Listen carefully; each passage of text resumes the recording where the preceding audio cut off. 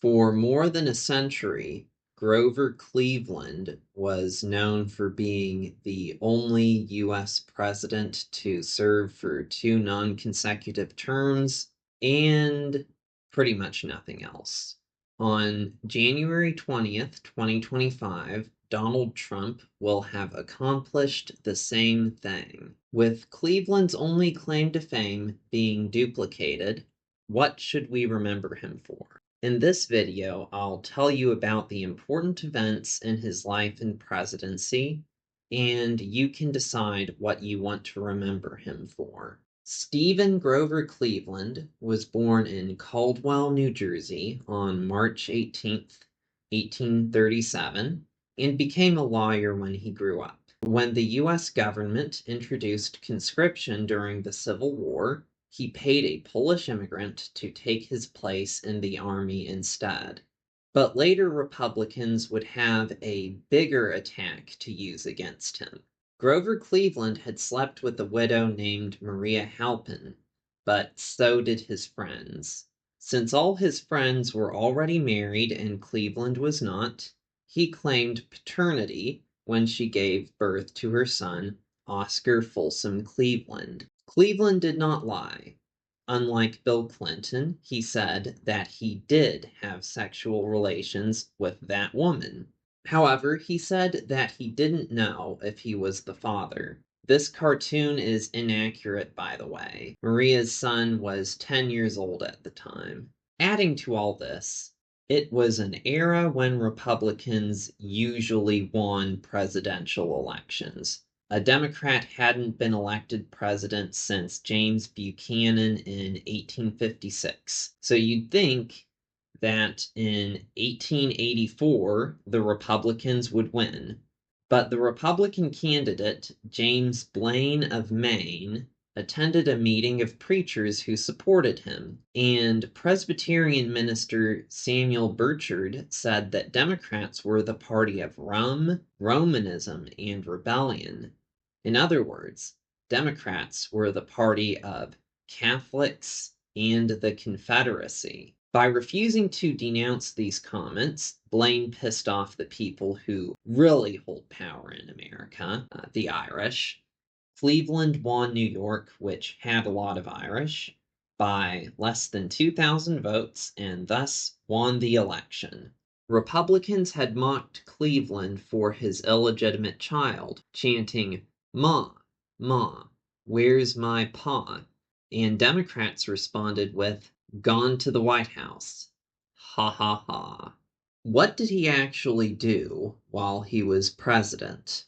Grover Cleveland was a conservative Democrat. He was all about small government and less government spending. He also got married inside the White House in 1886, being the only president to do so. His favorite thing about being president was vetoing bills. He vetoed more bills than any president up to that point. He vetoed hundreds of bills to provide pensions for Union veterans. Now remember how he paid an immigrant to fight in his place in the Civil War? Well, his Republican opponent in 1888, Benjamin Harrison, was a Civil War veteran, and Democrats were still seen as the party of the Confederacy, so that really didn't help Cleveland.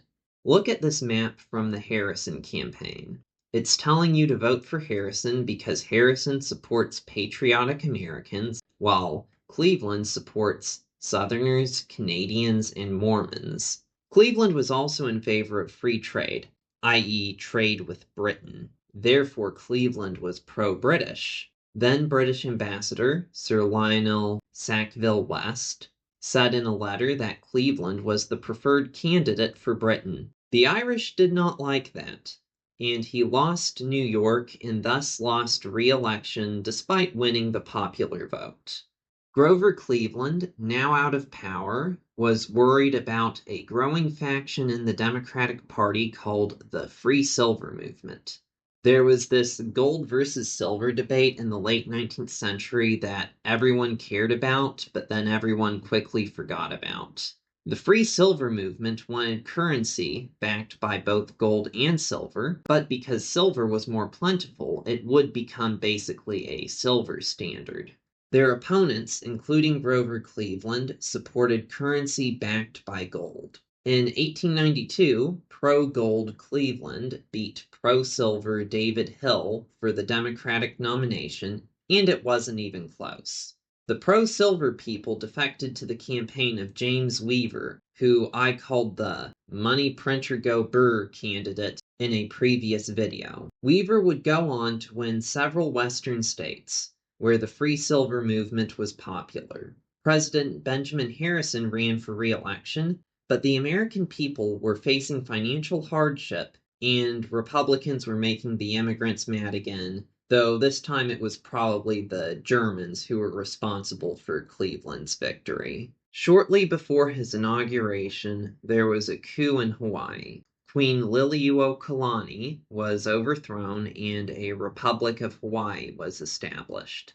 The rebels wanted to have Hawaii annexed by the United States. President Harrison was in favor of annexation, but his presidency was almost over. President Cleveland appointed Congressman James Blount to go to Hawaii and investigate the overthrow of the Hawaiian monarchy. The Blount report found that the U.S. government and military officials had been involved in the coup, and that most Hawaiians were opposed to the coup. Grover Cleveland thus opposed the annexation of Hawaii. He even wanted to restore Queen Liliuokalani to her throne, but Congress would not go along with that. The annexation of Hawaii would have to wait until after Cleveland left office. Another thing that happened right before Cleveland's second term began was an economic depression. Republicans benefited from this, but so did the free silver movement.